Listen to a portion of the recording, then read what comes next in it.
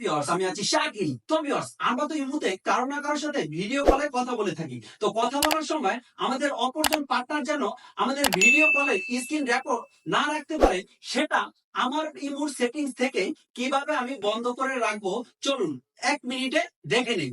তো ভিউয়ার্স, প্রথমে আমরা কি করব, এই যে আমি মোবাইল স্ক্রিনে চলে আসলাম।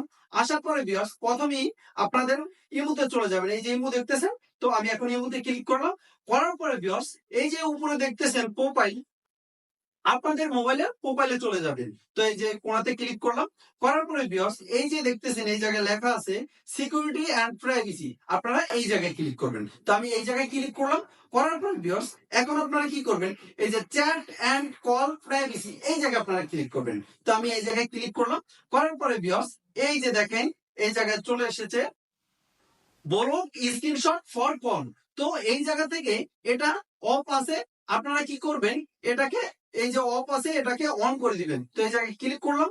তারপরে ভিউয়ার্স, এই জায়গা থেকে এটা টান দিয়ে এটাকে অন করে দিবেন। এখন থেকে আমরা কারোর সাথে কথা বললে সে আমাদের স্ক্রিন রেকর্ড করতে পারবে না। তো ভিউয়ার্স, ভিডিওটি ভালো লাগে অবশ্যই লাইক ফলো করে পাশে থাকবেন।